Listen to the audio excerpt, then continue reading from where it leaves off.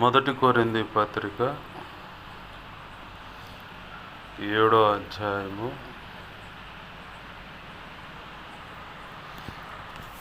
27వ వచనాన్ని చదువుతాను. భార్యకు బద్ధుడవై ఉంటివా, విడుదల కోరవచ్చు.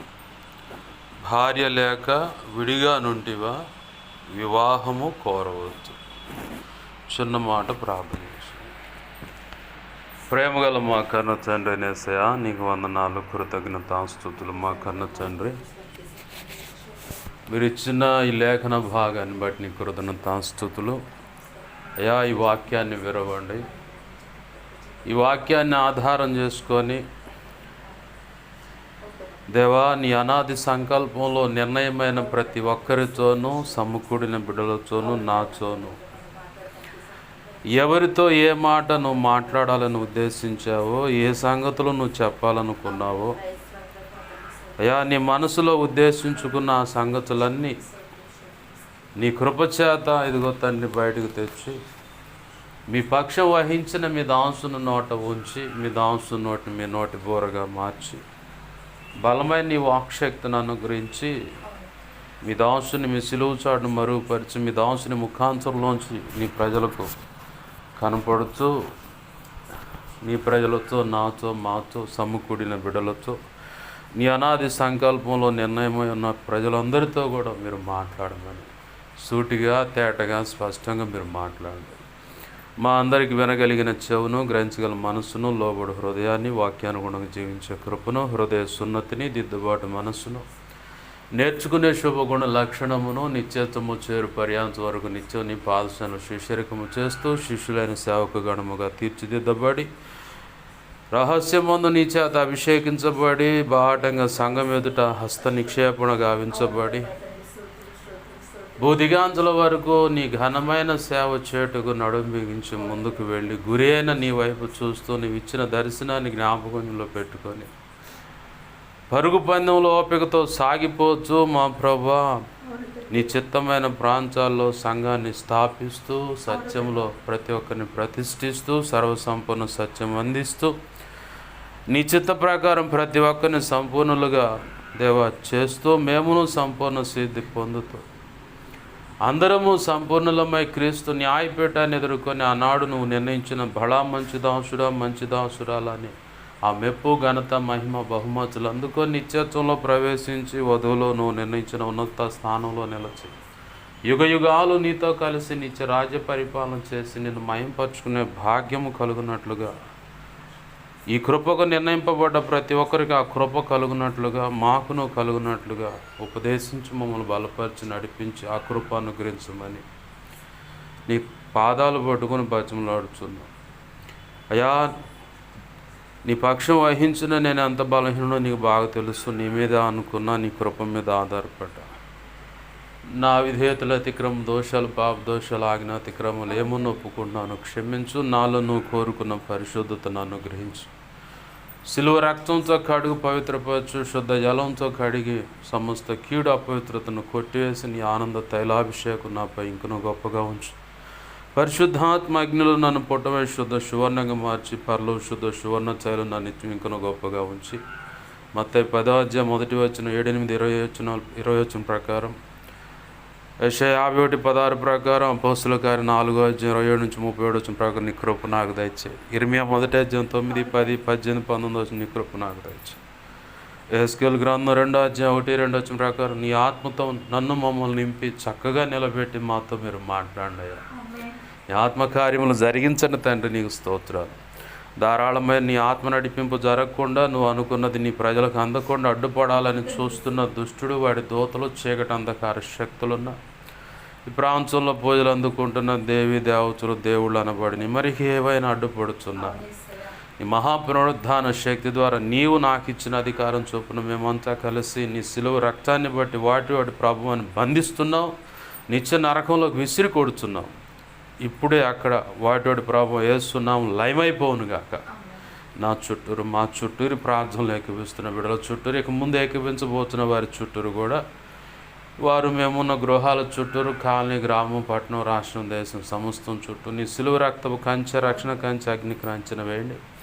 నీ దేవదూతలు అగ్ని వంటి రథము సైన్సము చుట్టూ కావలిగా ఉంచు. నీవే అగ్ని ప్రాకారమై ఉండి నీ చేతిని మనం దాచిపెట్టి మహిమేగాన్ని ఇక్కడ ఆవరింపచేసి మా మధ్యలో మీరు దిగివచ్చి మాతో ఉండి మా అందరితో మీరు మాట్లాడమని నీ ఆత్మకార్యములు జరిగించమని బతిమలాడుతున్నాం.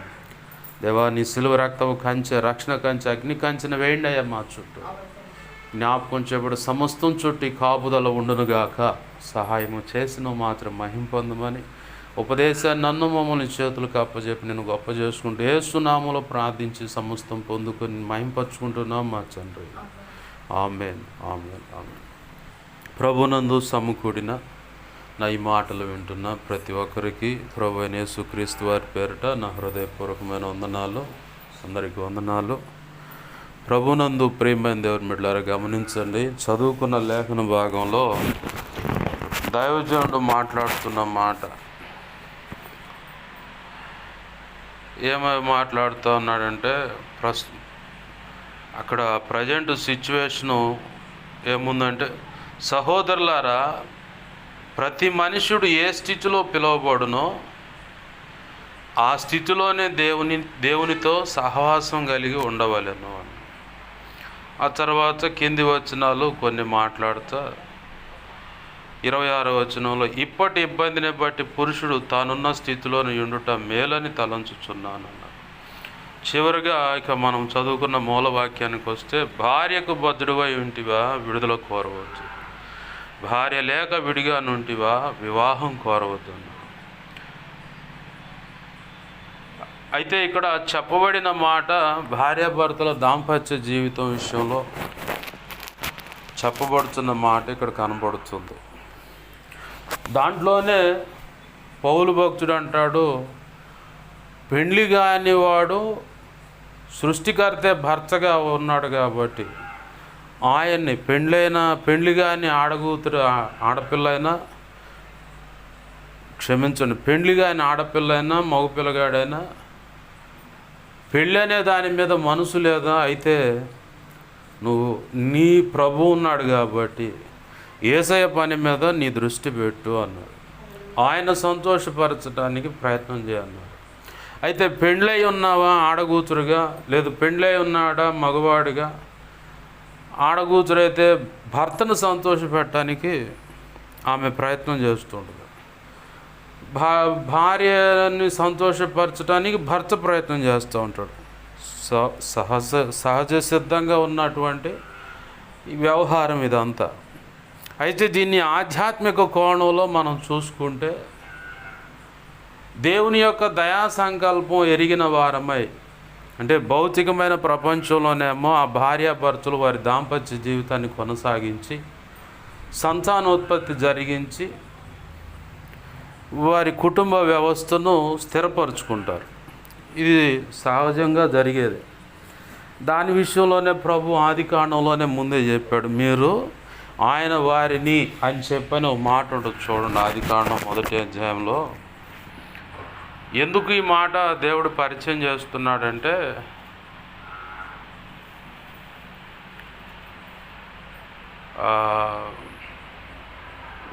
ఎందుకు ఈ మాట దేవుడు పరిచయం చేస్తున్నాడంటే,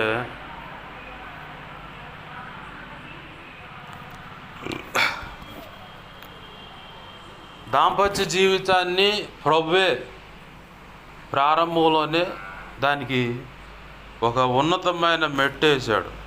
అంటే భూమి మీద సంతానాభివృద్ధి చెందాలి.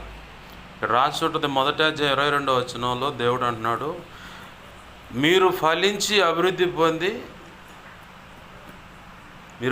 అభివృద్ధి పొంది సముద్ర జలములలో నిండి ఉండి పక్షులు భూమి విస్తరించునుగాక. ఇది కాదు, ఒక్క నిమిషం.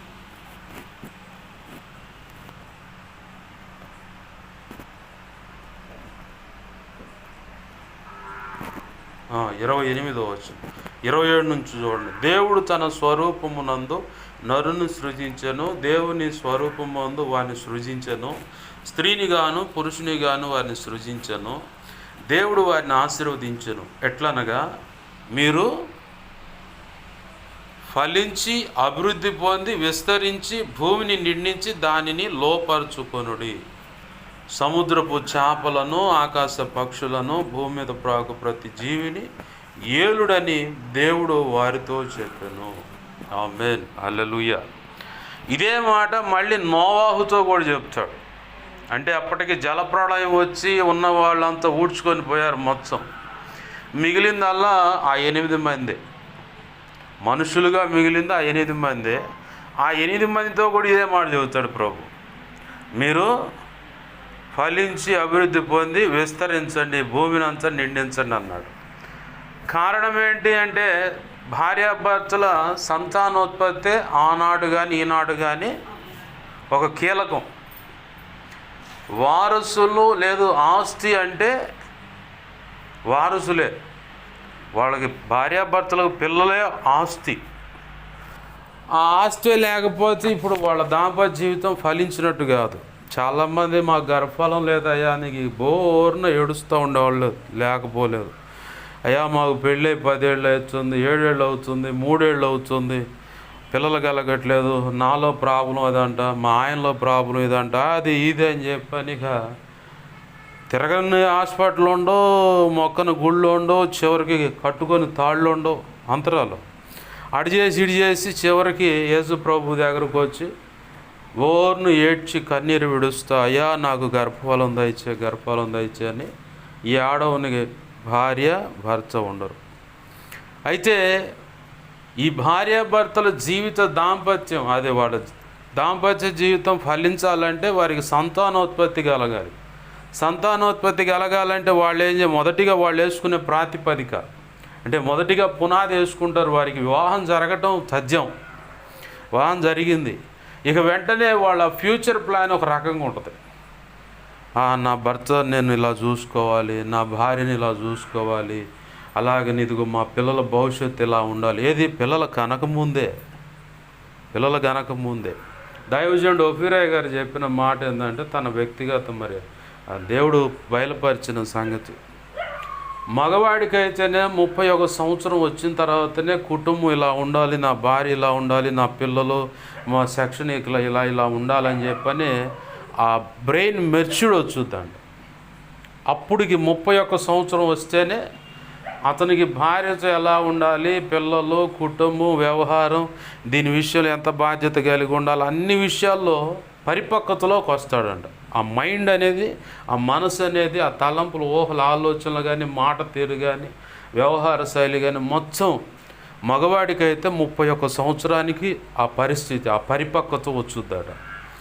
ఆడపిల్లకైతే 18 సంవత్సరాలకి వచ్చేస్తుందట.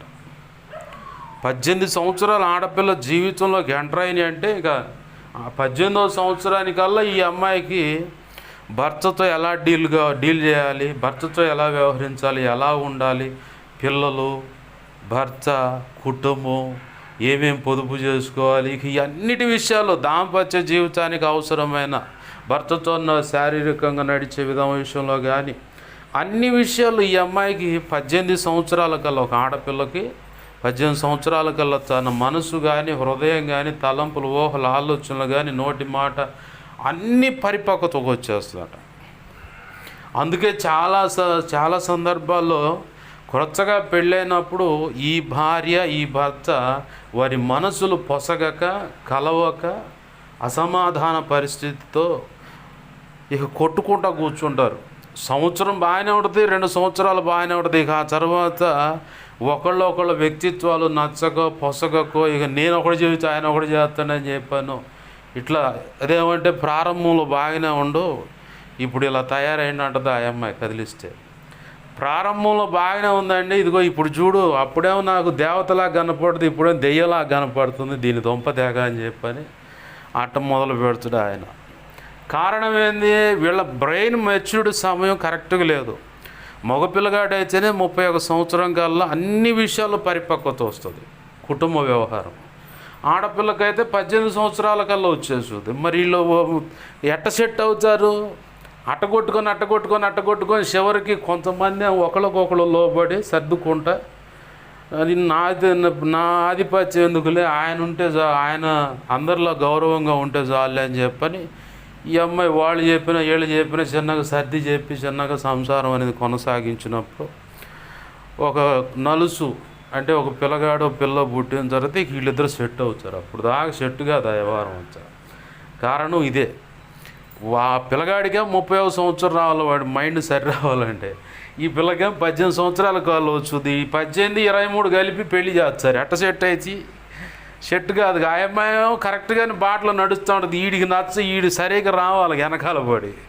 ఏంది అది కుదరని పని అనమాట. ఆ కుదరన పరిస్థితులను బట్టి వీళ్ళకిద్దరు గొడవలు, మనస్పర్ధలు, ఒకళ్ళు ఆధిపత్యం రేజ్ అవ్వటం, ఇట్లా తడబాట్లు అన్నీ ఉంటాయి. అయితే వీళ్ళు పెండ్లైన కాడి నుంచి వీళ్ళ ఆలోచన, వీళ్ళ తపనంత ఎలా ఉంటుందంటే, నా కుటుంబం బాగుండాలి, నా భర్త అందరిలో హోదా ఉన్నత స్థితిలో ఉండాలి, అందరి ఎదుట గౌరవం పొందాలి. గుణవతి అయిన భార్య అయితే అదే కోరుకుంటుంది. గుణవతి అయిన భార్య గురించి సామెతలు 31 అధ్యాయం 10 నుంచి 31 వచనాలు రాసిన మాట ఏంటంటే, ఆమె వేకువనే లేచి నడుం కడుతుందట. విర్రుగా నడికట్టు కట్టి ఇంట్లో వాళ్ళకు కావాల్సిన ఆహారం అన్ని ఏర్పాట్లు సిద్ధపరిచి, పని వాళ్ళకు కూడా బచ్చమని ఏర్పాటు చేసి, తన భర్త బాగోగులన్నీ చూసుకొని, ఎవరికి పిల్లల విషయంలో కానీ భర్త విషయంలో కానీ అన్నీ చూసుకొని, ముందు అవన్నీ అయిపోయిన తర్వాత ఏం కూడా ఖాళీగా ఉండకుండా ఏం కూడా నడుము బిగించి వ్యాపారమో వ్యవసాయమో ఏదో ఒకటి చేస్తుందని అక్కడ రాస్తుంది. ఆమె చేస్తున్న పనిని బట్టి తన భర్తను గౌనలు వద్దంటే, ఊళ్ళో రచ్చబండ్లు ఉంటాయి కదా, పెద్ద పెద్ద అరుగుల కాడ కూర్చున్న వాళ్ళంతా తన భర్తను పొగుడుతూ ఉంటారంట. ఏ భార్య అయినా నన్ను బజార్లో అందరూ మెచ్చుకోలేదని కోరుకున్న సందర్భాలు ఉన్నాయా? ధర్నాలు చేసిన సందర్భాలు ఉన్నాయా? ఎవరు ఉండరు. ఆమెకున్న తాపత్రం అంత ఏంటంటే, నా భర్త అన్ని విధాల అందరిలో గౌరవంగా బ్రతకాలి, ఏమాత్రం కూడా తక్కువగా కనపడకూడదు. వస్త్రాల విషయంలో కానీ, ఉన్న ఆభరణాల విషయంలో కానీ, ఒకవేళ వాహనం విషయంలో కానీ, జేబులో రూపాయి ఉండే విషయంలో కానీ, దేంట్లో కూడా నా భర్త తక్కువగా ఉండకూడదు, అందరూ గౌరవించాలని తపన పడుతుంది.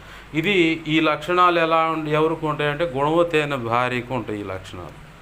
జ్ఞానవంతురాలైన భార్య అయితే ఇక ఆమె ఇల్లు కట్టుకూడదు. ముందు పిల్లల్ని ఎలా సక్రమం చేసుకోవాలి, ఆ పరిస్థితులు ఏంటి, ఎవరెవరు ఎలా ఉన్నారు ఏందన్నది దేవుని కృప ద్వారా దేవుని పాదాలు పట్టుకొని ఆ జ్ఞానాన్ని సంపాదించి, జ్ఞానవంతురాలైన భార్య తన కుటుంబాన్ని కట్టుకుంటుంది. సుబుద్ధి గల భార్య యెహోవా ఇచ్చు దానమని కూడా సామెతలు రాసింది. అంటే బుద్ధిమంతురాలన్నమాట. అన్ని విషయాల్లో ఆమె మంచిగా కనపడుతుంది. అది కూడా దేవుని కృపే, దేవుడు ఇవ్వాలి. మామూలుగా మనం ఎంత ప్రయత్నం చేసినా కానీ మనకు దొరకదు. జ్ఞానవంతురాలైన భార్య అయినా, సుబుద్ధి గల భార్య అయినా, గుణవంతురాలైన భార్య అయినా దేవుడు ఇవ్వాలి. అలాగనే యోగ్యురాలైన భార్య పెనిమిటికి కిరీటం అన్నమాట. ఇక ఆమె తపనంతా ఎలా ఉంటుందంటే, నా భర్త అన్ని విధాలుగా గౌరవించబడుతూ ఉంటే, అరే ఇదిగోరా పలా నా పిల్ల వచ్చింది కాబట్టి వీడు స్టార్ తిరిగిపోయిందిరా అంటారు. మంచిగా ఆశీర్వదింపబడుతూ ఉంటే, అన్ని విధాలుగా ఆస్తులు సంపాదించి బాగా రచ్చరచ్చగా ఉంటుంది గరే, వాడి దరిద్రం బండి ఇదిగో ఈ పిల్ల వచ్చింది, లక్ కలిసింది కాబట్టి వాడు చూడు అస్సలు అది ఏడబడ్డా కానీ నేతిలో పడ్డట్టే ఉందిరా వాడి పరిస్థితి, అంత కలిసి వస్తుంది అంటారు. దీన్నే రివర్స్ చేస్తే, అదిగో దరిద్రపుది వచ్చింది కాబట్టి వీడికి దరిద్రం పట్టింది, మొదదా బాగానే ఉన్నాడు. నరుని నాలిక బాగున్నప్పుడు అలానే పొగుడుద్ది, బాగోపోయినప్పుడు కూడా ఇలానే పక్కన పెడతా దూషిస్తూ ఉంటుంది. అయితే వీటిని లక్ష్య పెట్టకూడదు, కానీ ప్రభు ఇచ్చిన సంకల్పం ఆశీర్వాదం వైపే గురి పెట్టాలి. అయితే భార్య విషయంలో, ఎందుకంటే ఇల్లు కడతానికి ఆ అమ్మాయికి అధికారం ఇచ్చాడు దేవుడు. భర్త దేవుడు సంపాదిస్తాడు, తీసుకొస్తాడు, పిల్లలు మంచిగా ఉన్నారా లేదా అని పైన ఆధిపత్యం కొనసాగిస్తా, పిల్లలు ఏడన్నా దారి తప్పుతున్నారు అనుకున్నప్పుడు గదివి సరైన మార్గంలో నడిపిస్తాం భర్త పని. అంతకంటే ముఖ్యం విలువైన పని భర్తకి ఇచ్చాడు ఏంటంటే మోకాళ్ళు వేయటం. అతగాడు మోకాళ్ళు వేస్తేనే ఆ జీలు భార్యలోకి వస్తుంది.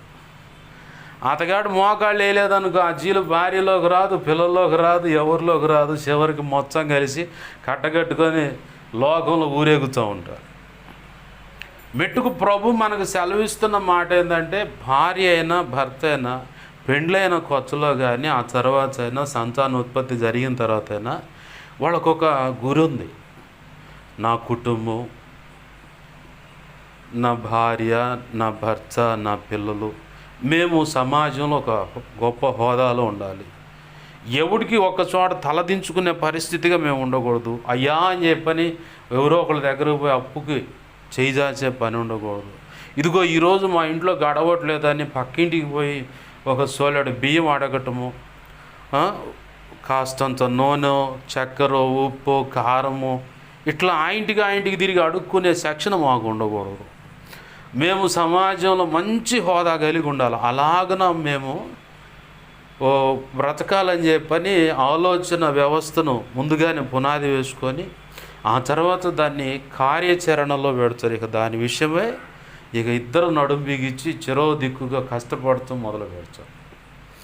ఒక కుటుంబంలో ఏముందంటే భార్య ఇంట్లో ఉండే పిల్లలు మంచి చెడ చూసుకుంటూ ఉంటే భర్త మాత్రం వెళ్ళిపోయి సంపాదన తీసుకొస్తాడు. సంపాదన తెచ్చింది జాగ్రత్త చేసే భార్యలు ఉన్నారు, వచ్చినట్టు నీళ్ళపాలు చేసే భార్యలు కూడా ఉన్నారు. అయితే ప్రభు మనతో ఈరోజు మాట్లాడాలనుకున్న ఉద్దేశం ఏంటంటే, భౌతికమైన భార్య భర్తలు వారి సంతానోత్పత్తి విషయంలో ఈ కోణం కలిగి ఉంటే, మనం చదువుకున్న మూలవాక్యంలో ఈ పరిస్థితి కూడా ఉంది. అయితే నువ్వు క్రీస్తు రక్తంలో కడగబడ్డావు కాబట్టి సృష్టికర్త నీకు భర్త. ఆ భర్తతో రహస్యమందు ప్రార్థనలో ఆధ్యాత్మిక దాంపత్య జీవితం కొనసాగిస్తూ విజ్ఞాపన ద్వారా కానీ, ప్రార్థన ద్వారా కానీ, ఉపవాస ప్రార్థన ద్వారా కానీ, అంటే ఏకాంతంగా భార్యాభర్తలు వారి శరీర ధర్మాన్ని పబ్లిక్గా ఉండదు, అది రహస్యం ముందు వారికి ఒక ప్రభు స్వాతంత్రాన్ని ఇచ్చాడు. వారు స్వేచ్ఛగాను రహస్యముగాను అది 10 మందికి తెలియకుండా ఒక క్రమబద్ధతిలో అది జరిగించాలి వాళ్ళ శరీర ధర్మాన్ని. భర్త తన శరీర ధర్మాన్ని తన భార్యకు జరిగించకపోయినా పాపమే. ఎందుకంటే ఆ అమ్మాయి ఏదో ఒకళ్ళను దారి చూసుకొని వెళ్ళిపోయింది అనుకో, దానికి ఈడే ఉత్తరవాది. భార్య తన శరీర ధర్మం తన భర్తకు జరిగించకపోయినా పాపమే. ఈడెవరో ఒకళ్ళను చూసుకొని పోయిండు అనుకో, ఆ పోయిన దాన్ని బట్టి ఈ పిల్లనే దేవుళ్ళు ఎక్కడుగుతాడు, పాపం అది.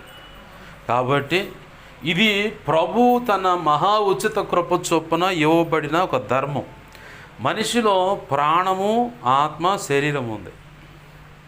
ప్రాణము యెహోవా పెట్టిన దీపం అని ఉంది. ఆత్మకు ఆహారం అంటే పరిశుద్ధ గ్రంథం, వాక్య ధ్యానం ఉంది. శరీరానికి ఆహారము భౌతికంగా మనం బ్రతకటానికి, శక్తి కలిగి నడవటానికి, ఏదైనా పని చేసుకోవడానికి ఆహారం తీసుకుంటాం. కానీ శరీరానికి ఇంకొక ఆహారం కావాలి, భార్యాభర్తల రహస్య దాంపత్య జీవితం, అది శరీర ఆకలి. ఈ 3 ఆకలులు అనేవి ప్రభు ఖచ్చితంగా ప్రతి ఒక్క మనిషిలో పెట్టాడు. అయితే ఆధ్యాత్మిక జీవితంలో ప్రభుతో గడపడానికి ఇప్పుడు మన దాంపత్య జీవితం ఎవరితోనయ్యా అంటే యేసయ్యతో. ఆధ్యాత్మికంగా యేసు ప్రభువే మన దగ్గరకు వస్తాడు, ఆయనతో శారీరకంగా కలుస్తామన్నది. శరీర సంబంధమైన మనసు కలిగిన వాడికి ఈ థాట్స్ పుడతాయి, ఇలాంటి ఆలోచనలు పుడతాయి. అయితే ఆత్మ సంబంధమైన మనసు కలిగిన వాడికి అంత తపన ఎలా ఉంటుందంటే, బలిపీఠాన్ని సమీపించి ఆయన దగ్గర మొరపెడుతూ ఉంటే ఆయన నాతో మాట్లాడుతూ ఉంటాడు, ఆ తపన ఉంటుంది. ఏకాంతంగా ఎవరు లేరు, నిద్ర పడతలేదు, మోకాళ్ళు వేస్తే నా ప్రభు నా దగ్గరకు వస్తాడు, ఆయనతో నేను మాట్లాడగలుగుతాను. ఆయన ఏదైనా నాకు అందిస్తాడు ఒక సమాచారం, అది తీసుకొని నా ప్రభు కృపను బట్టి ముందుకు సాగిపోగలుగుతాను. నా ప్రభు కృపను బట్టి నేను బలవంతునవుతాను. నా ప్రభు కృపను బట్టి పరిచర్లో కానీ, కుటుంబ పరిస్థితుల్లో కానీ, ఏ విషయంలో అయినా నేను ముందుకు వెళ్ళగలుగుతాను అని ఒక ఆలోచన కలిగి ప్రభు పాదాలు పట్టుకొని ప్రభు సన్నిధిలోనే రహస్య ప్రార్థన. ప్రభు అదే అన్నాడు, మీ తండ్రి మిమ్మల్ని చూస్తున్నాడు కాబట్టి, రహస్యమందు మీ తండ్రి మిమ్మల్ని చూస్తున్నాడు కాబట్టి ఆయనకి తెలిసేలాగా మీరు ప్రార్థన చేయండి అన్నాడు. మీరు ప్రార్థన చేయనప్పుడు గదిలోకి వెళ్ళి తలుపు వేసుకొని ఏకాంతంగా మీ తండ్రి అయిన దేవునితో మీరు మాట్లాడండి అన్నాడు.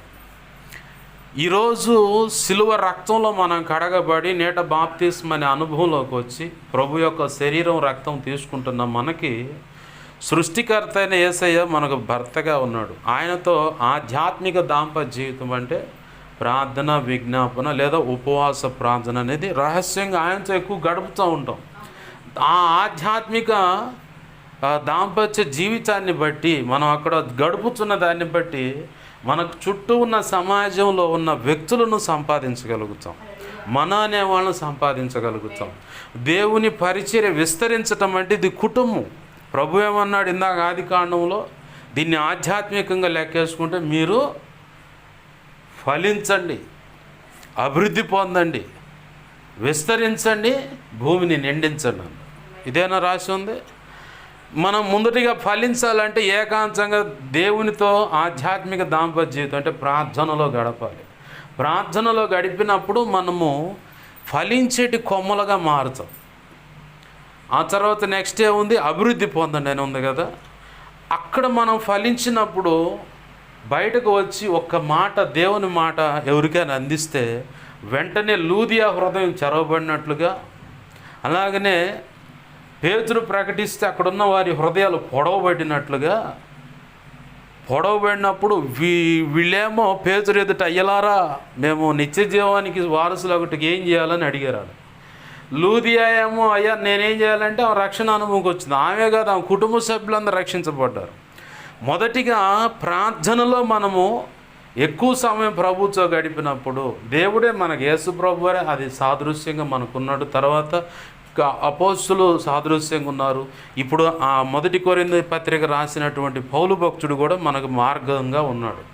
వీళ్ళంతా చేసిన పని ఏంటంటే, యేసు ప్రభు వారు కూడా చేసిన పని ఏంటంటే, సాయంకాలం కాగానే కొండకి వెళ్ళిపోయాడు, రాత్రంతా తండ్రితో గడిపాడు. తెల్లవారు మసక తెల్లవారుతుంది అనగా మళ్ళీ దేవుని రాజ్య సువార్త ప్రకటించడానికి బయలుదేరాడు. అలా ఆయన ఎక్కువగా తండ్రితో గడిపాడు ప్రార్థనలో, తక్కువగా ఆ తండ్రి రాజ్య సువార్తను ప్రకటించాడు.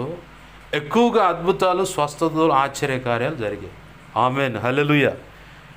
ఇది అభివృద్ధి పొందటానికి మూలం అవుతుంది. ఈ మూలానికి అసలు కారణం ఏంటంటే రహస్యమును తండ్రితో, త్రియేక దేవుడైన యేసయ్యతో ప్రార్థనలో గడపాలి, ఆ దాంపత్య జీవితాన్ని గడపాలి.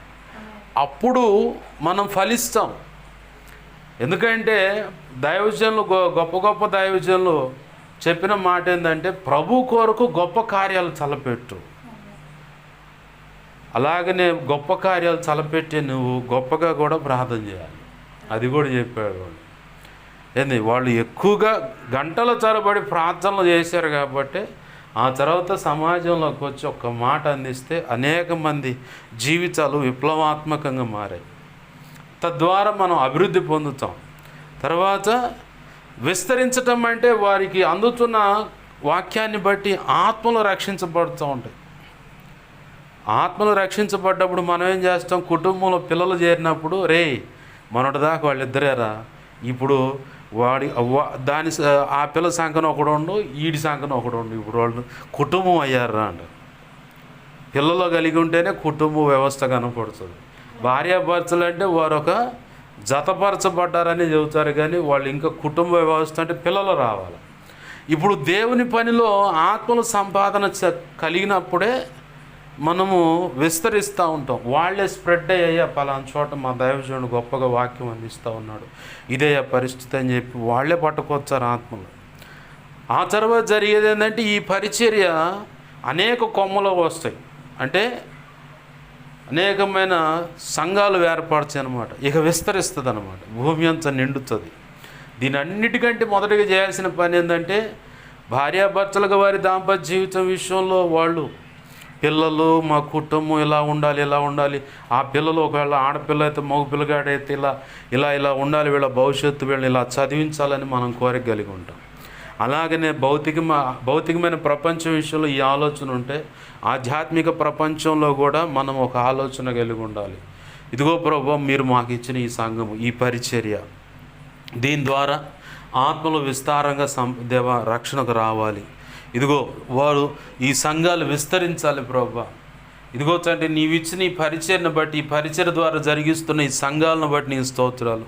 దీని ద్వారా నువ్వు నిర్ణయించిన ఆ పని జరగాలని చెప్పని ఆ భార్యాభర్తలు ఎలా అయితే వారి కుటుంబం కోసం నడుం బిగించి ఏక మనసు, ఏక తాత్పర్యం కలిగి ఉన్నారో, అలాగనే ప్రభు అనుగ్రహించిన సంఘం విషయంలో కానీ, అలాగనే సంఘ బిడల విషయంలో కానీ, పరిచర్య విషయంలో కానీ మనం ఇటువంటి తాత్పర్యము, తీర్మానం కలిగి ఉండాలి. అప్పుడే మనం ఏదైనా వర్ధిల్లత చూడగలుగుతాం. ఇప్పుడు ఎలా ఉందంటే, ఒకవేళ మనం అనుకోవచ్చు, చిన్నప్పుడు మనం ఇంట్లోకి ఉన్నప్పుడు ఏదో లెక్క లేకుండా వచ్చి వెళుతూ ఉంటే తండ్రి ఏమంటాడు, ఎరా ఇది లాడ్జీ అయిందంట. మా నాన్న నేను అట్నే వస్తా పోతా ఉంటే, ఏంది వాడు లాడ్జీకి వచ్చినట్టు లాడ్జీకి వచ్చినట్టు వస్తుండు పోతుండు, ఇల్లు అనుకుంటుండా, లేకపోతే వాడికి ఒక స్థానం ఉంది, వాడి పని ఒకటి చేయాలి, ఈ సెక్షన్లు ఏమి లేవు అంట వాడికి అని చెప్పని మా నాన్న అరిచిండు. మీ నాన్న ఇట్టు అరుతుండయా అని చెప్పానంది మా అమ్మ. ఇప్పుడు మనమైనా బాధ్యత లేకుండా అలా తిరుగుతూ ఉంటే ఎవరైనా మనకు బాధ్యత అప్పచెబుతారా? వీడికి బాధ్యత అప్పచెబితే ఇంకా దరిద్రంగా తయారైంది కాబట్టి వీడికి అప్పచెప్పకూడదు, బాధ్యత కలిగిన వాడికి బాధ్యత అప్పచెప్పాలని. ప్రభు ఏమన్నాడు, నమ్మకంగా పనిచేసేవాడు, శ్రద్ధగా పనిచేసేవాడు ఏలుబడి చేస్తాడు. ఇప్పుడు ప్రభు సన్నిధిలో మనము దేవుడు మనకు అప్పచెప్పిన పరిచర్య విషయంలో నమ్మకంగా శ్రద్ధగా మనం పనిచేసినప్పుడు ఆ నెక్స్ట్ స్టెప్ ఏంటి, నిలబడి అవతల వ్యక్తిని ఏలుబడి చేస్తాం. అదంటే సంఘ నాయకుడిగా, నాయకురాలుగా, అంటే సేవకుడిగా నిలబడి ఈ ప్రభు చిత్తంలో ఆయన ఇచ్చినటువంటి సంఘాల్లో దేవుని మాటలు అందించి దేవుని ప్రజలను పరిపాలించగలుగుతాం. అశ్రద్ధగా తిరుగుతుంటే దేవుడు మనకి ఏదైనా అప్పచెబుతున్న పని పొరపాటును కూడా అప్పచెప్పడు, ఏ కృపను కూడా ఇవ్వడు. శ్రద్ధగా పనిచేసేవాడు ఏలుబడి చేస్తాడని ఉంది. కాబట్టి ప్రభు కృపలో మనము జ్ఞానవంతురాలైన భార్యగా యేసయ్య ఎదుట ప్రభు మనకి ఇచ్చిన పరిచర్య ద్వారా జరుగుతున్న సంఘాల్లో ప్రభు ఇచ్చినటువంటి వ్యక్తులు, ఆ కుటుంబాలను ప్రభు ఇచ్చిన జ్ఞానంతో కట్టుదాం. అలాగనే సుబుద్ధి గల భార్యగా త్రియేక దేవుని ఎదుట నమ్మకంగా బ్రతుకుదాం. అలాగనే యోగ్యురాలైన భార్య తన పెనిమిటి కిరీటం అన్నట్లుగా ఇక్కడ మంచిగా ప్రభు కొరకు ప్రయాసపడినప్పుడు తండ్రి అయిన దేవుని ఎదుట ఆయన పరిశుద్ధ దేవదూతల ఎదుట మనము కిరీటంగా ప్రభువుకు ఉంటాం. ఆమేన్, హల్లెలూయా. వాస్తవానికి ఆయన మనకు కిరీటంగా ఉంటాడు. ఆయన మనకు కిరీటంగా లేకపోతే మన పరిస్థితి ఏంది? మన ఎవరు లెక్క చేయరు. ఆయన రక్షణ వస్త్రం మన మీద ఉంది కాబట్టి సమాజంలో అయినా, మన ఇంట్లో అయినా, సంఘంలో అయినా గౌరవం అనేది దక్కుతుంది. రక్షణ వస్త్రం లేకపోతే మనల్ని ఎవరైనా గౌరవిస్తారా? పొరపాటును కూడా ఎవరు అక్క వందనాలు అని ఎవరు కూడా చెప్పరు. ఫలానా వ్యక్తి సంగతి నీకు తెలుసా, ఒకప్పుడు అయితే అలా ఉన్నారు కానీ ఇప్పుడు ఇలా ఇంత రోషంగా మండుతూ ఉన్నది ఆ అక్క, ఆ చెల్లి ఇలా మండుతూ ఉంది, ఆ అన్నయ్య ఇలా మండుతున్నాడు, ఆ తమ్ముడు ఇలా మండుతున్నాడు, ఆ బాబాయ్ ఇలా, ఆ చిన్నమ్మ ఇలా, ఆ ఆంటీ ఇలా, ఆ అంకులు ఇలా అని చెప్పని అందరూ చెప్పుకుంటున్నారంటే రక్షణ వస్త్రం మన మీద కప్పబడి ఉంది కాబట్టి, క్రీస్తు మనకు కిరీటంగా కనపడుతున్నాడు కాబట్టి మనకు గౌరవం. ఇక్కడ ఇది రివర్స్ అన్నమాట. మనము సృష్టికర్త అయిన భర్త అయిన యేసు ప్రభు వారికి మెప్పు తేగలుగుతాం, అవమానం కూడా తేగలుగుతాం, రెండూ చేస్తాం. నమ్మకంగా బ్రతుకుతూ నమ్మకమైన సాక్షిగా ఉంటూ ఆయన ఇచ్చిన పని నమ్మకంగా చేసి ప్రభు చిత్తంలో మన ఆయుష్ ముగించబడి ప్రభు సన్నిధికి చేర్చబడితేనేమో మనము ఆయనకి కిరీటాలుగా ఉంటాం. అదే ఇక్కడ నానా రకాల అవమానాలు పాలు చేసామనుకో, సిగ్గుతో ఆయన తలదించుకొని మౌనంగా బాధపడుతూనే ఉంటాడు. ఎందుకని అబ్బాయి ఇలా చేసావని అడగడు ఆయన. అడిగేవాడైతే ఆనాడే అడిగేవాడు, సిలువలో వేలాడుతా కింద చీట్లు వేసుకుంటూ ఈ వస్త్రం నాకు నువ్వు ఆగు అని చెప్పని ఇట్లా అల్లరి చేస్తూ ఉంటే ప్రభు ఏమన్నాడు, తండ్రి వీరేం చేస్తున్నారు, వీరు ఎరుగురు గనక వీరిని క్షమించు అన్నాడు. అన్ని చిత్రహింసలు అనుభవిస్తూ ఆ రకంగా క్రూరమైన ఆ గాలాల లాంటి ఆ కొరడాలతో ఆయన దేహమంతా నాగల చాళ్ళ వల్ల చీల్చబడేలాగా కొరడాలతో కొడుతున్నా, ఉమ్మేస్తున్నా, రాళ్లతో కొడుతున్నా, మేకులు నాటుతున్నా, ఈటతో పొడుస్తున్నా, సిలువ మోపిస్తూ కొరడాలతో కొట్టుకుంటూ తీసుకువెళ్తున్నా, హేళన చేస్తున్నా, నానా నీచంగా మాట్లాడుతున్నా మౌనంగా ఉన్నది. ఎందుకంటే ఆయన ఆ రోజు అడిగినడితే ఈ రోజుకి నీకు నాకెవరికి విమోచన వచ్చేది కాదు, తండ్రితో సమాధానం ఉండేది కాదు. ఒకానొక సమయంలో క్షమించమని అడగటానికి కూడా మనకు అర్హత కలిగేది కాదు. ఆయన ఓర్చుకుంటున్నాడు, మనల్ని సహిస్తున్నాడు, భరిస్తున్నాడు. కాబట్టి ఏ అతిక్రమం ఉన్నా, ఏ ఆజ్ఞాతిక్రమం ఉన్నా, ఆయనకి ఎన్ని గాయాలు అవుతున్నా బాహాటంగా ఆయన సిలువుకు అప్పజెప్పి హేళనకు ఆస్పదంగా చేసి ఆ పరిశుద్ధమైన రక్తాన్ని చొక్కి మరి, నిబంధన రక్తాన్ని చొక్కి మరి అవమానపరిచి నీచంగా బ్రతికి మళ్ళీ తిరిగి వచ్చి వెనకాలేమో సమాజం నానా రీతులుగా నీచమైన గాయపరిచే మాటలు వల్లిస్తున్నా, మాటలాడుతున్నా, బంధువులు మాట్లాడవచ్చు, తల్లి తరపులు కావచ్చు, తండ్రి తరపులు కావచ్చు, చుట్టూ మనల్ని గమనించిన వాళ్ళు ఎవరో ఒకళ్ళు ఉంటారు.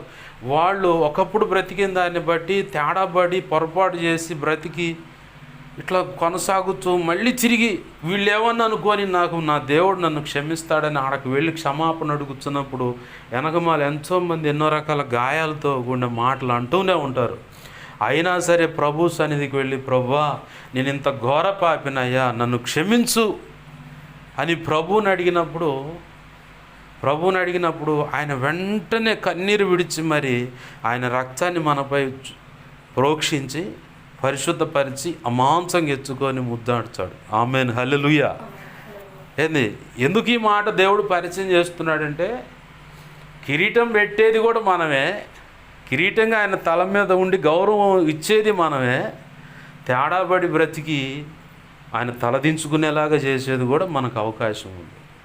అలాగా బ్రతికే వాళ్ళు కూడా ఉన్నారు. అయితే మళ్ళుకొని ఆయన వైపుకు వెళ్ళినప్పుడు మళ్ళీ నువ్వు ఒక కిరీటంగా ఆయన మీద పెట్టబడతావు. ఎవరైనా ప్రశ్నించారనుకో, సైతానుగాడే వచ్చి ప్రశ్నిస్తాడు దేవుణ్ణి, చూసావా ఎంత మలినంగా ఉందో, చూసావా ఎంత మలినంగా ఉన్నాడు అంటే ప్రభు అంటాడు, రేయ్ అగ్నిలో నుంచి తీయబడ్డ కొరివి, నా కుమార్తె కొరివిలాగుంది, నా కుమారుడు కొరివిలాగున్నాడు. ఎవడ్రా నువ్వు?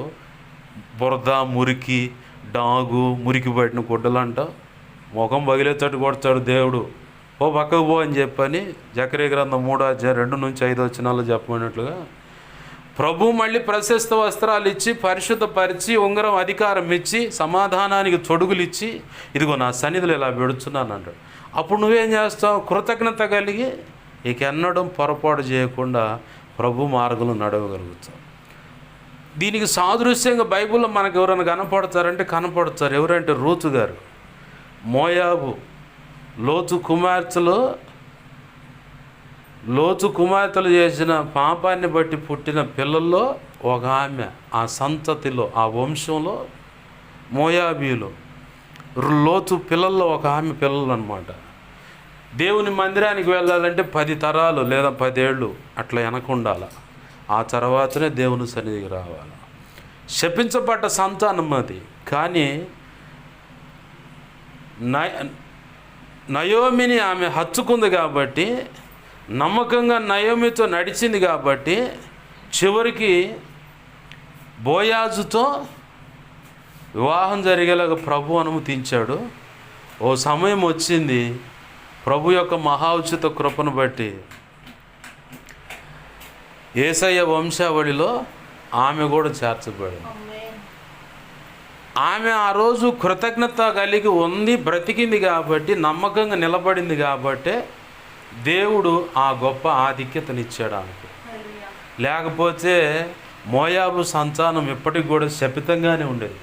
రాహాబు వ్యభిచారం చేసేటువంటి ఒక వ్యక్తి, ఆమెలో నుంచి కూడా యేసు ప్రభు వారి వంశావళి వచ్చింది. యేసయ్య వంశావళి అని మత్తయి సువార్త 1వ అధ్యాయాన్ని గమనిస్తే అక్కడ రాసి ఉంటుంది, రాహాబు అనే వేశ్య కూడా ఉంది.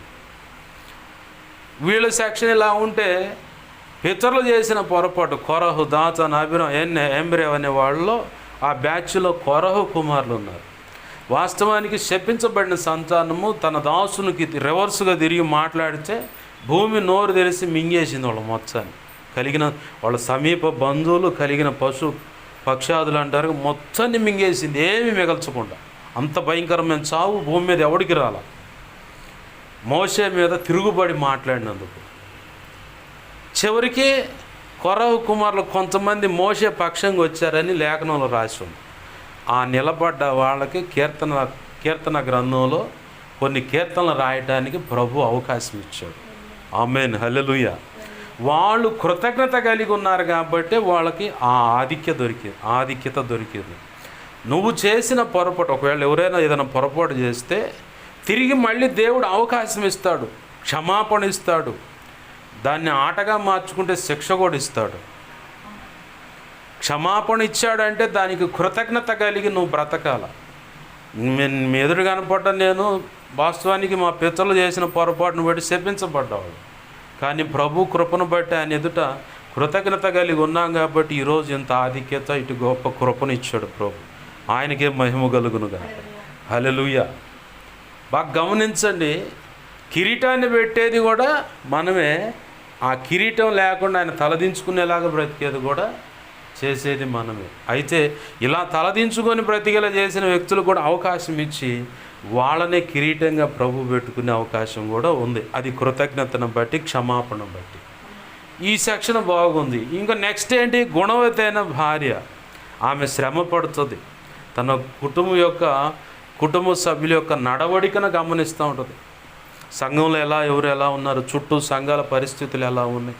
గుణవతైన భార్య చేయాల్సిన పనులు అనమాట. ఆధ్యాత్మిక కోణంలో మన చుట్టూ ఉన్న సంఘాల పోకడలు ఎలా ఉన్నాయి, ఆ సంఘాలు సత్యంలో ఉన్నాయా, సర్వసత్యంలో నడుస్తున్నాయా, తేడాగా ఎక్కడ అడుగులు వేస్తున్నాయా. వాళ్ళ సెక్షన్ అలా ఉంటే ముందు దేవుడు నాకు అప్పచెప్పిన ఈ పరిచర్య ఈ సంఘంలో ఉన్న వ్యక్తుల యొక్క బాగోగులు, వారికి ఏదైనా లోపం ఉంటే, ఏదైనా పరిస్థితులు ఇరుక్కుంటే వాళ్ళ విషయంలో ప్రార్థన చేయటం మొదటిగా. ఆ తర్వాత ఉన్న దాంట్లో ప్రభు ఇస్తే రూపాయి ఉంటే ₹10 సహాయం చేయటం, దేవుని స్తోత్రం అంటారు. మళ్ళీ దాన్ని అడగటానికి వెళ్ళామా, సంఘానికి రారు, సభకు నమస్కారం అంటారు, ఇక మళ్ళీ ఎట్టేటో తిరుగుతారు. చివరికి కూడా భ్రష్టులు అవటానికి కూడా మనం అడిగిందే కారణం అవుతుంది. ఏంది? ప్రభు నాకు నేర్పింది ఏంటంటే, నా దగ్గర ఒక ₹100 ఉంటే ₹50 ఇచ్చి సర్దుకోవటం. ఇంకా ప్రేమ పెరిగితే ₹70 ఇచ్చి ఆ ₹30 నా దగ్గర పెట్టుకొని వాడుకోయని చెప్పటం. ఇంతవాటికి ఎవరికి ఇచ్చింది నేను ఇంతవాటికి అడగలే, ప్రభు కృపను బట్టి. అలాగనే ప్రభు తన కృప చేత వేరొక రీతిగా సహాయం అందిస్తూ ఉన్నాడు, బండి నడుపుతూ ఉన్నాడు. ధాన్యం విషయంలో అయినా, ఆహారం తిండి లేకపోయినా అట్లా సహాయం చేశాడు. వస్త్రాల విషయంలో అయినా కానీ, వస్త్రాలు కూడా అలాగనే ప్రభు కృపలు ఇప్పించడం కూడా దేవుడు సహాయం చేశాడు. లేదు దైవజనులు ఇచ్చి వేరే వాళ్ళకి ఇచ్చాయా, తీసుకొని వెళ్ళి కుట్టించుకోండి అని చెప్పని ఇవ్వటం కానీ, ఇలా ప్రభు సహాయం చేయడానికి కృపనిచ్చాడు. ఆయన అంటే గుణవతైన భార్య కూడా గుణగణాలు, శుభ లక్షణాలు అన్నమాట. ఈరోజు ఆధ్యాత్మిక జీవితంలో ప్రభు మనతో మాట్లాడుతున్న మాట, నీకు అప్పచెప్పిన పరిచర్య లేదు సంఘము, దాని విషయంలో నమ్మకంగా ఒక భార్య తన భర్త యొక్క వంశాన్ని నిలబెడటానికి తన వంచుగా తన భర్తతో సహకరించి శారీరక ధర్మాన్ని నెరవేర్చుకొని పిల్లలు కంటం కానీ, వాళ్ళ కుటుంబాన్ని కట్టుకోవటం కానీ, అన్ని విషయాలు ఒక భార్య ఎటువంటి ఆలోచనలు కలిగి తన కుటుంబాన్ని నిర్మాణం చేసుకుంటుందో, తన వంశాన్ని వర్ధల చేసుకుంటుందో, విస్తరింపజేసుకుంటుందో, అభివృద్ధి చేసుకుంటుందో, ఫలింపజేసుకుంటుందో, అలాగని నీకు అప్పచెప్పబడిన నీవు ఉన్నటువంటి సంఘ విషయంలో కూడా అలాంటి మనసు కలిగి ఉండాలని ప్రభు అంటున్నాడు.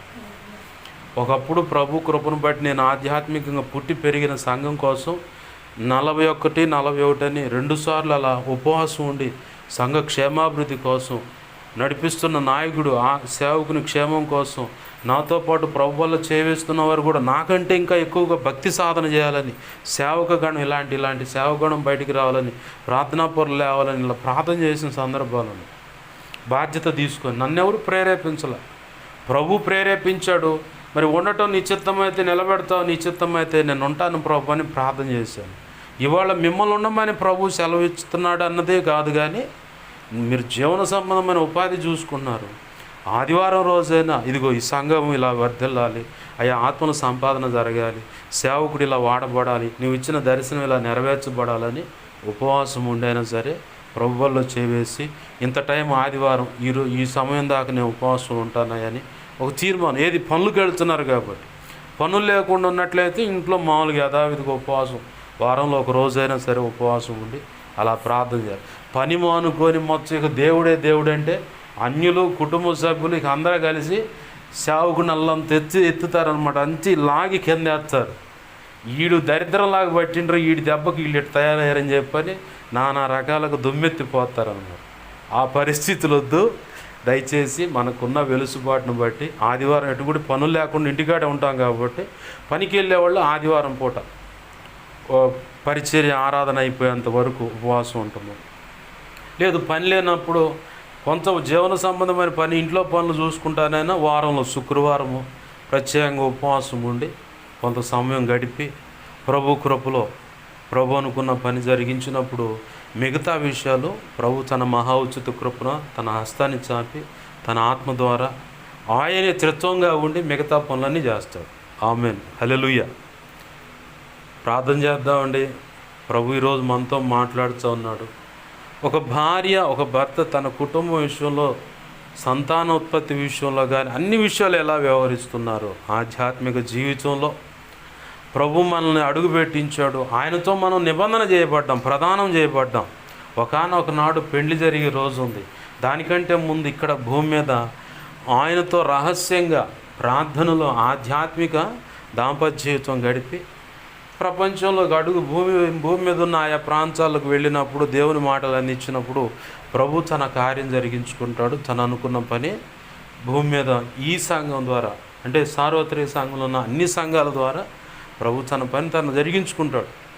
మన వంతుగా మనము ఒక భార్య భర్త ఎలా అయితే కొత్తగా పెళ్ళైన వాళ్ళకి ఒక థాటు, ఒక ఆలోచన, ఒక ప్రణాళిక వేసుకుంటారో అలాగనే యేసయ్య రక్తంలో కడగబడ్డ మనం కూడా ఈ పరిచర్య నూతనంగా ప్రారంభించబడుతుంది కాబట్టి ఇలా ఉన్నాం కాబట్టి మనం కూడా ఆధ్యాత్మిక సంతానం అంటే ఆత్మను రక్షించాలి, ఈ పరిచర్య విస్తరించాలి, ఇంత గొప్పగా ఉండాలని ఒక గోల్ పెట్టుకొని ప్రభు కృపలో ప్రార్థన చేద్దాం.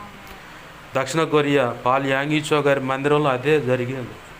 ఈ సంవత్సరం 5 లక్షల మంది రక్షించబడాలంటే ఆ గోల్ పెట్టుకొని ప్రార్థన చేశారు, అలానే రక్షించబడ్డారు. నెక్స్ట్ ఇయర్ 7 లక్షల మంది రక్షించబడాలని గోల్ పెట్టుకుంటే అట్నే 7 లక్షలు రక్షించబడ్డారు. అలా ప్రతి సంవత్సరం ఇదిగో ఈ నెలలో ఇంతమంది రక్షించబడాలి, ఈ వారంలో ఇంతమంది రక్షించబడాలని చిలకలూరిపేటలో ప్రార్థన చేస్తున్నారు కాబట్టి ఈరోజు అక్కడ కూడా ఆత్మ సంపాదన జరుగుతుంది. అలాగనే మనం కూడా వాళ్ళకు దేవుడైనప్పుడు మనకు దేవుడు కాడా? అందరికీ దేవుడే. మనం తీసుకునే నిర్ణయాన్ని బట్టి, ప్రభుత్వం గడిపే విధానాన్ని బట్టి, ప్రభుత్వం నడిచే దాన్ని బట్టి మిగతా కార్యక్రమాలన్నీ ఉంటాయి. ప్రభు పాదాలు పట్టుకుందాం, ప్రభువుని అడుగుదాం. ప్రభు ఖచ్చితంగా మనందరికీ సహాయం చేయనుగాక. ఆమె రండి ప్రార్థన చేద్దాం. ప్రేమగల మా కన్న తండ్రి యేసయ్యా, నీకు వందనాలు, కృతజ్ఞతాస్తుతులు మా ప్రభువా. అయ్యా ఇదిగో తండ్రి, మీరు సెలవిచ్చిన ప్రతి మాటను బట్టి నీ కృతజ్ఞతాస్తుతులు ప్రభువా.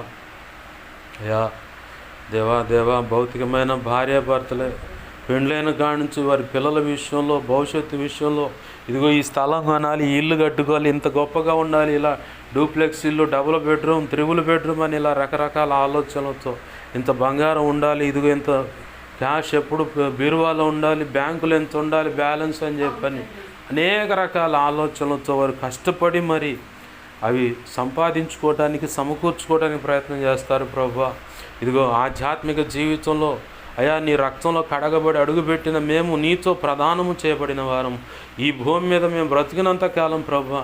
ఇదిగో తండ్రి, రహస్యం మందు ఏకాంతంగా ప్రార్థన అనే ఆధ్యాత్మిక దాంపత్య జీవితంలో నీతో ఎక్కువ సమయం గడిపి ఈ భూమి మీదకు దేవా మేము ప్రపంచానికి కనపడుతున్నప్పుడు నీ మాటలు తక్కువగా ప్రకటించి ఎక్కువగా ఆత్మలు రక్షించి అద్భుతాలు, ఆశ్చర్యమైన కార్యాలు, మహాశ్చర్యమైన కార్యాలు ప్రజలందరూ చూస్తున్నట్లుగా ఆనాడు నువ్వు గడిపి దేవతండి, ఆనాడు నువ్వు చేసిన విధము, అపోస్తులు చేసిన విధము మా కనులెదుటుందయ్యా.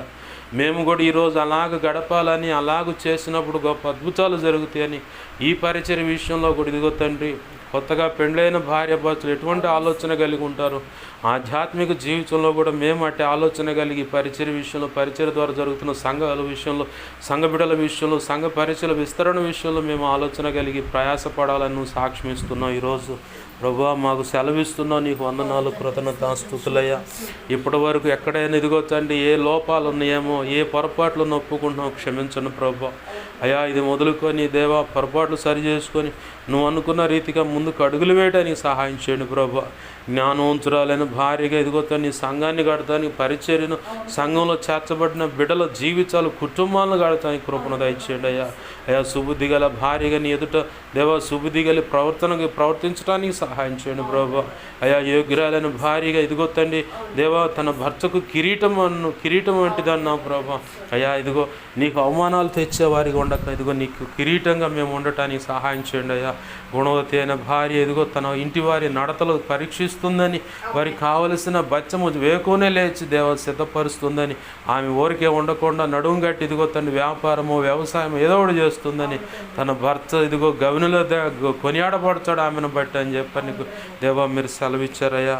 అయా మా బ్రతుకును బట్టి దేవా సేవను బట్టి ఇదిగో మేము నడుస్తున్న తీరును బట్టి అయా మా ప్రవచన మాటను బట్టి ఇదిగో ప్రభా గౌనుల దగ్గర ఇదిగో తండ్రి అయా ఇదిగో పలానా వాళ్ళు దేవుని నమ్ముకున్నారు, ఇంత గొప్పగా రోషంగా నడుస్తున్నారు, చాలా సంతోషంగా ఉందని అందరూ సాక్ష్యం చెప్పాలి ప్రభా.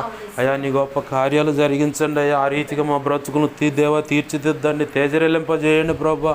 అయా ఇదిగో తండ్రి నీ వెలుగు మాపై ప్రకాశింపజేయండి ప్రభా. నీ ఆత్మతో మమ్మల్ని నింపండి ప్రభా. నీలో మమ్మల్ని బలవంతులను చేయండి ప్రభా. మా అంతరంగ పురుషులను బలపరచండి ప్రభా. ఇదిగో సంఘ బిడ్డలందరినీ ఆశీర్వదించండి ప్రభా. వారు చేస్తున్న పనులు తోడే ఉండండి ప్రభా.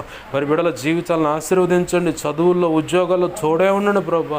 సంఘ బిడ్డలు ఆయా రీతిలో ఉద్యోగాల్లో ఉన్నారు, బిడ్డల విషయంలో తోడే ఉండి క్షేమాన్ని దయచేయండి ప్రభా.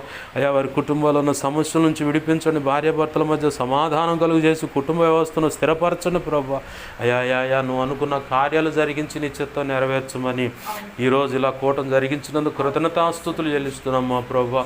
అయా ఆదివారం ఉదయం 11 గంటలకి దేవా నీ సెలవు ఇదిగొచ్చండి 10:30 గంటలకే ప్రభా మేమంతా ఆదివారం సమకూడి ఆరాధనలో దేవా చేసి నేను ఆరాధనలో దేవా ఇదిగొచ్చండి ఏకీభించిన మాయంపరచడానికి మాకు సహాయం చేయండి ప్రభా.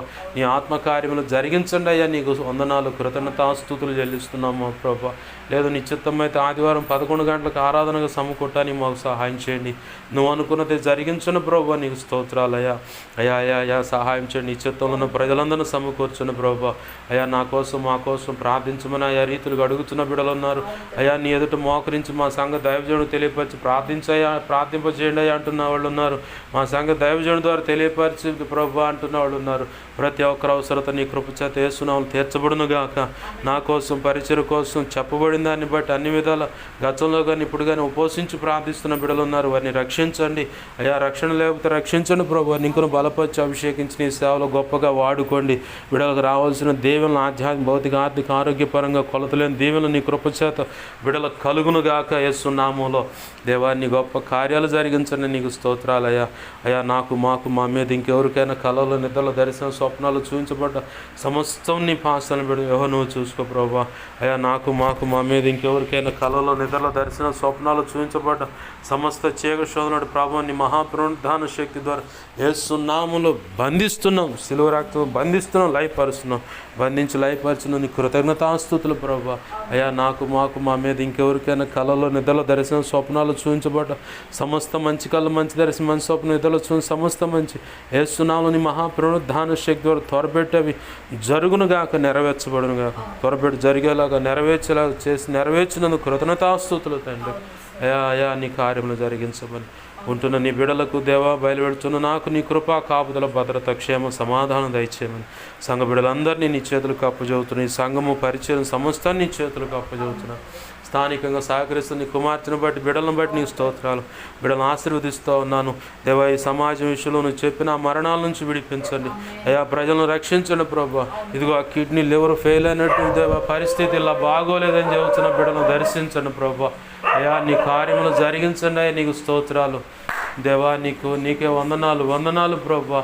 ఇదిగో తండ్రి నీ ఆత్మకార్యముల బిడ్డ జీవితంలో జరిగించమని అయా. నీ చిత్తమైతే ఇదిగో దేవా బిడ్డ రక్షించబడటానికి సహాయం చేయి అయా. నీ కార్యములు జరిగించయ్యా. నీకే స్తోత్రాలు చెల్లిస్తున్నాం మా ప్రభా. మా మంచి కాపరి నీకే వందనాలు ప్రభా. అయా బిడ్డను ముట్టండి ప్రభా. బిడ్డను ముట్టండి అయా. కిడ్నీలు నా లివర్ను ముట్టండి ప్రభా. నీ చిత్తమైతే ఆత్మ రక్షించబట్టు, నీ చిత్తమైతే ఆయుష్ను పొడిగించండి అయా. నీ ఆత్మకార్యములు జరిగించి నువ్వు మాత్రం మహిమ పొందమని సమస్త విషయాలు కృపానుగ్రహించండి అయ్యా. నీ కుమారుడు శాంపాలను కూడా దర్శించు, స్వస్థపరచు, ఆరోగ్యం దయచే. నీ సెలవు అయితే ఆదివారం నాడు మేమంతా కలిసి నిన్ను మహింపరచడానికి కూడా కృపను దయచే.